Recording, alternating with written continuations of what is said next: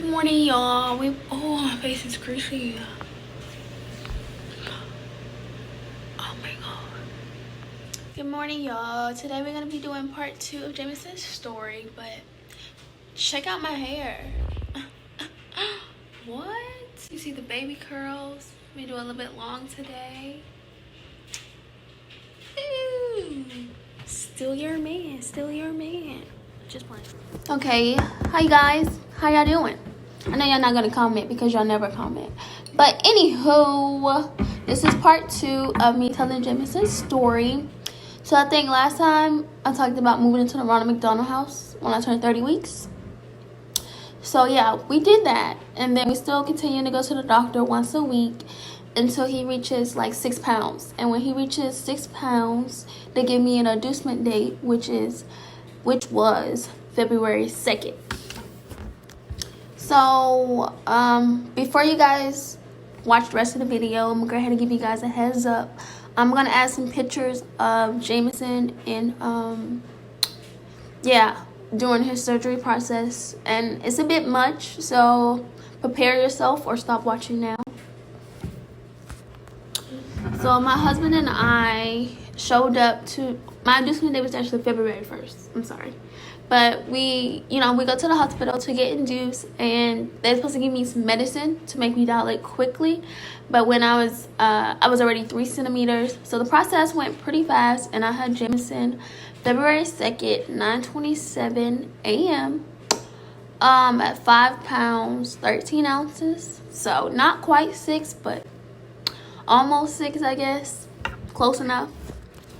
So I had a vaginal birth. So during the delivery, Jameson's heart rate was fluctuating a lot, like going up and down, up and down. So they pretty much took him immediately after birth. Hooked him up to a bunch of things.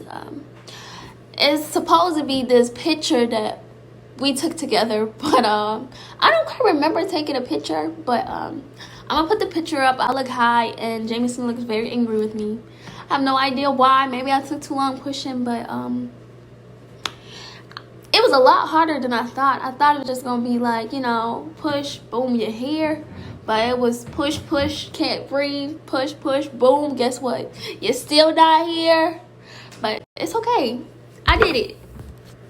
So after Jameson and I took this picture that I don't remember, they took him to the NICU so they could monitor him, hooked him up to even more things, and later on that day, me and James went to go see him, and he's just sleeping.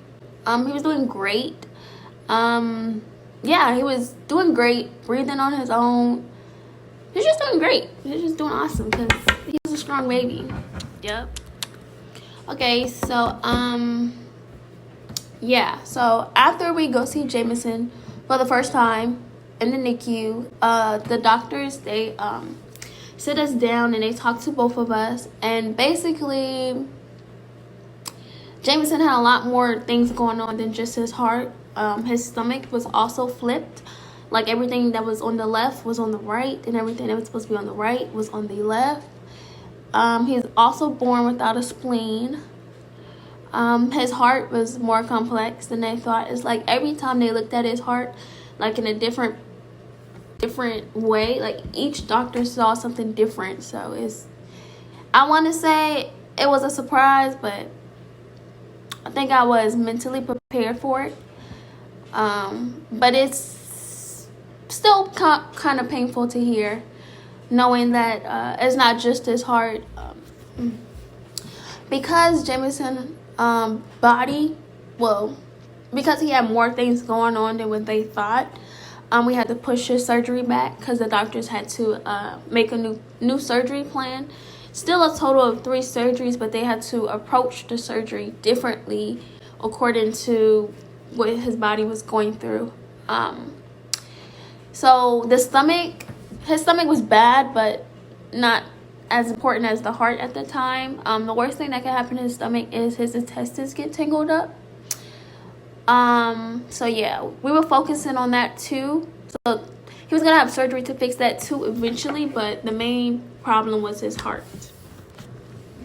So after Dr. St. Louis and his team came up with another plan, they called my husband and I again and basically told us we're gonna do surgery a week from today, which is a week from February 2nd. And yeah, so they said Jameson could not eat prior to surgery, but they also said he needed to be 6 pounds to sustain surgery. So why not? You know what? I'm not a doctor. I'm not going to go into that. But anywho, they did not feed him for a week, and we're just waiting for surgery. And basically, we go see him every day in the NICU, which is not fun because you can't touch him. I was in a wheelchair. I can barely even see him, you know, from the wheelchair. So that sucks. Yeah. So 2 days prior to Jameson's surgery, I held him for the first time. Super nervous. He had, I don't even know how many wires, but I had to be super gentle because he had 2 inside his belly button, and if you accidentally pull it up, he can bleed out instantly. So I was super nervous, but yet super excited. So that was cool. My husband and I, we both got a chance to hold him. Super adorable. Just sleeping. Not really a crier, but, and if he did, like, you can, it's like very quiet. So after that, we just went to go see him, you know, all the way up to his surgery, which was his first surgery, which was February 8th. They let us walk him to the operating room. And then, I don't want to cry. Okay, I'm back. So we walk him to the operating room, and we both kiss him on the forehead, and I guess we go back to the Ronald McDonald House, and the doctors, like, they keep us updated with, like, everything. Like, they called and said, he's almost fully asleep. We're beginning surgery. We're halfway done. Jameson's doing great. So the plan was for him not to come back on a heart and lung machine. So he was using it during surgery. And after he was done with surgery, he's supposed to take him off of it. So they called me and was like, we're going to be heading back to the room soon. And Jameson doesn't need a heart and lung machine. He's doing great. I was like, well, great. So the whole process of while Jameson was getting his surgery, I cannot sleep. I was just waiting and waiting and waiting. Yeah. Waiting.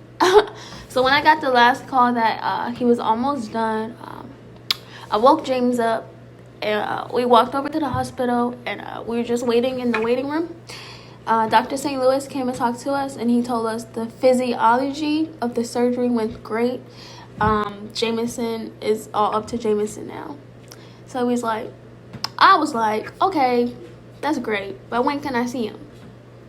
James always told me to be quiet, but, you know, sometimes you just gotta say what you want and mean it. And I just want to see him, so when can we see him? So Dr. St. Louis told us we had to wait like an hour because they had to be very gentle with all his wires, like transferring him from the operating room back to his own room. So I was like, okay, cool, we'll wait. So we're waiting and waiting and waiting, and when it's finally time, like I said, I'm like mentally prepared. I know he's not gonna look like what he looked like prior to surgery. So we walk in the door, and it's crazy. He's just laying on the table. He's not moving. He appears to look dead, but I know he's not dead. He's like very pale. Yeah. So we're standing at the door before walking in, but we can already see him at the door. James is like super nervous. He's like, I can't do it. I don't want to see him like that. Tell him, you know, it's okay. You know, it's just a baby. It's just our baby at that. So he stands behind me, kind of. I just walk up, and the closer I get, the more details I can see, and it's like mind blowing. Dr. St. Louis, he was talking to me, but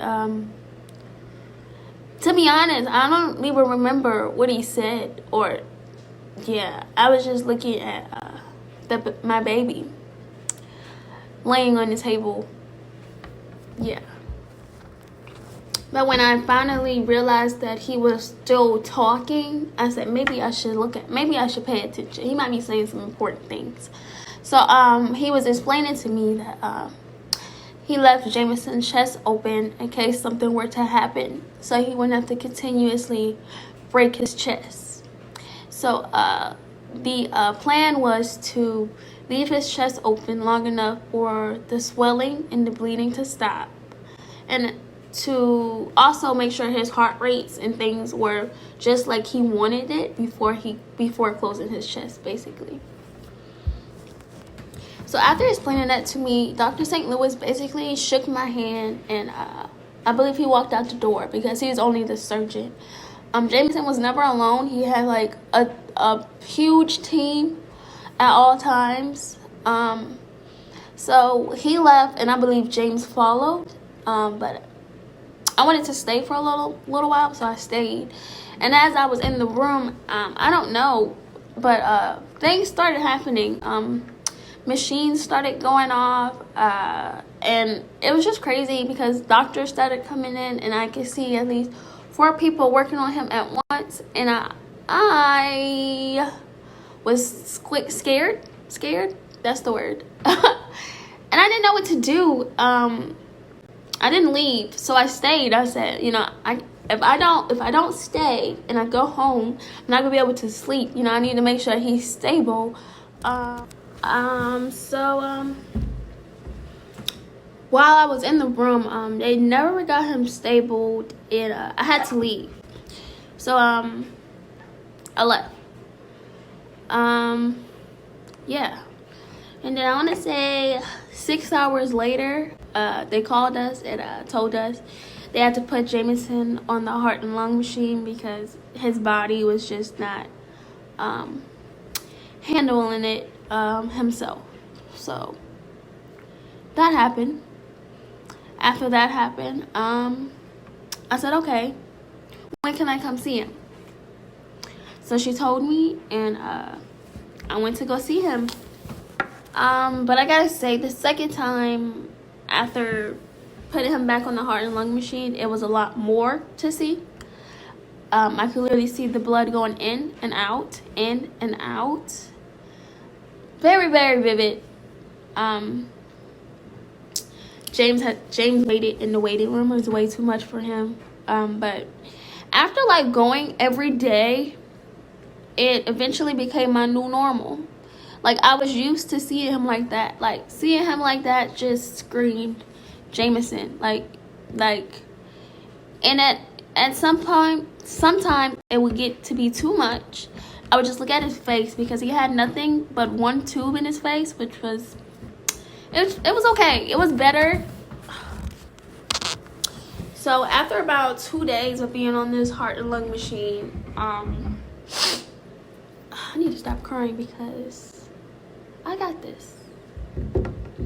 Anywho, after 2 days about being on the heart and lung machine, they tried to wean him off, but they couldn't. Like, his heart couldn't support like the blood flow. Like, it just wasn't working pretty much.